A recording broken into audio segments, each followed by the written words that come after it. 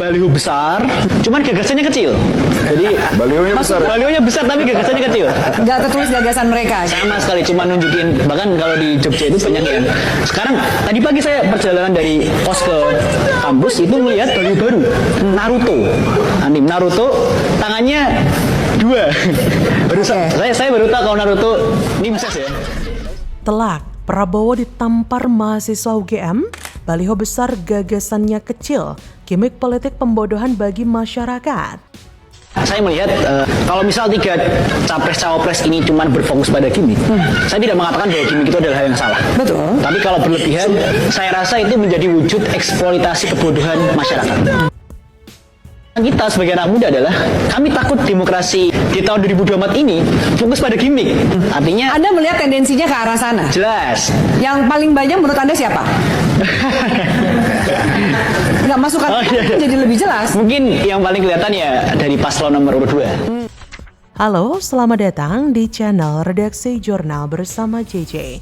Beredar sebuah video pernyataan mahasiswa Universitas Gadjah Mada yang mengomentari cara kampanye capres yang hanya mengandalkan baliho besar tapi gagasannya sangat kecil. Tentu capres dan cawapres yang dimaksud adalah pasangan nomor urut 2 Prabowo dan Gibran. Mahasiswa tersebut juga menyebutkan jika kubu 02 hanya memfokuskan pada gimmick dan hanya memanfaatkan atau mengeksploitasi kebodohan masyarakat. Mahasiswa tersebut bahkan juga takut demokrasi 2024 nanti hanya terfokus pada gimmick yang bisa merusak bukan hanya demokrasi tapi juga cara berpikir masyarakat kita. Pernyataan anak muda tersebut tentu menohok kubu Prabowo Gibran. Tentu kita sepakat dengan hal itu. Capres yang kebanyakan gimmick hanya mengeksploitasi kebodohan dan tidak mencerdaskan. Semoga semakin banyak mahasiswa yang terlibat memberikan edukasi untuk memilih pemimpin yang sesuai dengan tantangan dan harapan bagi bangsa Indonesia ke depan. Bukan yang cuma bisa joget-joget dan nggak ngotak gitu kalau ditanya. Apalagi cara-cara busuk dengan mencederai konstitusi lewat sekutu. Apa yang diungkapkan oleh mahasiswa tersebut memberikan pesan bahwa pilihlah pemimpin yang memiliki fokus terhadap masa depan masyarakat dan juga anak muda, bukan fokus pada gimmick. Capres Ganjar pun bahkan turut berkomentar mengenai gimmick politik gemoy yang diidentikan untuk pasangan nomor urut 2. Gemoy adalah istilah yang merujuk pada ungkapan akan sesuatu yang lucu dan menggemaskan.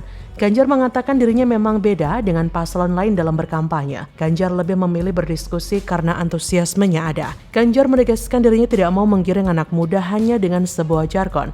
Mantan Gubernur Jateng itu mengaku dirinya lebih suka untuk berkampanye dengan cara berdiskusi atau berdialog bersama masyarakat.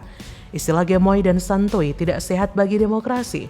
Hal itu hanya sekedar gimmick politik yang justru lebih banyak digunakan dalam persaingan politik saat ini. Coba pikir negara ini punya segudang masalah, masih jadi negara berkembang. Belum tentu bisa jadi negara maju tergantung pemimpinnya hebat atau tidak. Rakyat masih banyak yang susah. Masa ada capres yang cuma jualan gemoy? Memangnya kalau pemimpin gemoy bisa membuat negara ini lebih hebat gitu dari Cina atau Amerika? Justru kalau mereka fokus pada pemimpin yang gemoy dan jago joget saja, mereka anggap anak muda itu gampang dibodohi dengan tampilan luar. Cukup dengan branding gemoy, anak-anak muda bisa tertipu dan dibodohi. Visi misi tidak penting, tidak punya prestasi, no problem. Yang penting, gencarkan joget-joget nggak mutu. Parahnya lagi, ada satu kader Gerindra yang bisa dibilang petinggi juga. Ia bangga memamerkan Prabowo gemoy dan jago joget. Bahkan dia ajak masyarakat supaya memviralkan joget tergemoy Prabowo. Kira-kira ini edukasi kah atau penghinaan kepada akal sehat? Kalau cuma modal viral joget-joget, di TikTok pun banyak joget-joget yang lebih bagus. Di perempatan lampu merah juga banyak badut yang lebih bagus. Pemilu tujuannya untuk memilih pemimpin, bukan memilih tukang joget. Coba suruh Prabowo jual gagasan selain makan siang dan susu gratis. Yakinkan anak muda supaya mereka yakin negara ini cocok dititipkan kepada pemimpin yang tepat, bukan pemimpin gemoy yang bisa joget. Mereka ini anggap pemilu kayak main-main gitu ya. Nggak usah dianggap serius, semua bisa dijogetin saja. Kalau dikritik, jogetin aja. Kalau ditanya dan nggak bisa jawab, jogetin aja. Kalau memang cuma mau jualan joget-joget gemoy, coba datangi forum debat dengan mahasiswa, lalu joget-joget di sana. Saya mau lihat bagaimana Prabowo bisa bertahan berapa lama.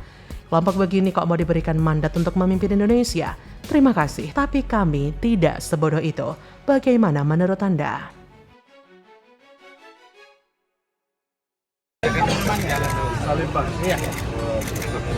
Ini tandingnya ini ya, simbol orang-orang aja. sebagai mahkota. Hidup Pak Ganjar.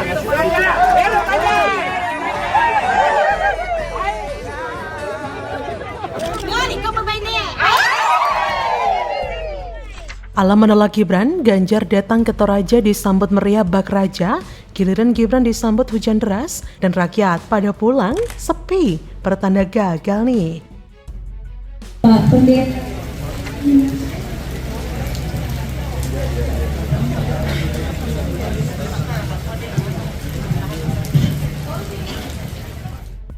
Menurut saya, apa yang membedakan di sini? Ya, pertama adalah antusias dari masyarakat. Pada saat Ganjar Pranowo datang ke Tanah Toraja, sambutannya sangat meriah. Dan di sini ketika Gibran Rakabuming Raka berada di Tanah Toraja, sambutannya menurut saya biasa-biasa saja. Bisa duduk di sebelah sana. Halo, selamat datang di channel Redaksi Jurnal bersama JJ. Sepertinya apa yang dilakukan oleh Capres Ganjar Pranowo selalu menjadi daya tarik bagi calon lain, seperti halnya ketika Ganjar berkunjung ke Toraja Sabtu 25 November. Setelah itu, Cawapres nomor urut 2, Gibran, juga ikut-ikutan melakukan kunjungan di Toraja Minggu 26 November. Tapi ada hal yang menarik ketika mereka melakukan kunjungan ke Tanah Toraja, yaitu soal sambutan warga. Terlihat sambutan masyarakat Kabupaten Tanah Toraja, Sulawesi Selatan kepada Ganjar begitu antusias. Berdasarkan siaran pers yang diterima di Jakarta, warga sudah berada di pintu kedatangan Bandara Toraja dan mengarahkan kamera telepon genggam mereka untuk merekam kedatangan Ganjar. Bahkan masyarakat banyak sekali yang berteriak, "Hidup Pak Ganjar Presiden." Ganjar pun tersenyum melihat sambutan tersebut dan menyambut tangan masyarakat yang ingin bersalaman dengannya. Salah seorang warga Tanah Toraja bernama Damaris Api mengaku sengaja datang ke Bandara Toraja untuk menjemput Ganjar. Ia menilai penyambutan masyarakat Tanah Toraja itu didasarkan atas rasa cinta mereka kepada Ganjar. Kemudian seorang tokoh masyarakat Tanah Toraja, Simon Sura, yang ikut hadir menyambut kedatangan Ganjar, berpendapat bahwa pasangan Capres dan Cawapres Ganjar Mahfud sangat tepat untuk memimpin bangsa Indonesia. Antusiasme warga Tanah Toraja itu merupakan bentuk dukungan untuk mengantarkan pasangan Ganjar Mahfud memenangi Pilpres 2024. Usai menyambut Ganjar di Bandara Toraja, masyarakat kemudian mengarak kunjungan Ganjar dengan menggunakan motor dan mobil bak terbuka, sembari mengibarkan bendera partai pengusung dan bergambar Ganjar. Beda Ganjar, beda lagi dengan Gibran. Gibran beserta rombongan tiba di Plaza Makale Tanah Toraja Minggu 26 November sekitar pukul 12.02 WITA. Kedatangan Gibran bersamaan dengan hujan yang turun cukup deras di wilayah kota Makale. Bahkan saat acara berlangsung, saat Gibran melakukan pidato, seperti tidak ada massa sama sekali. Sepi dan hanya ada relawan yang berada di pinggir-pinggir panggung.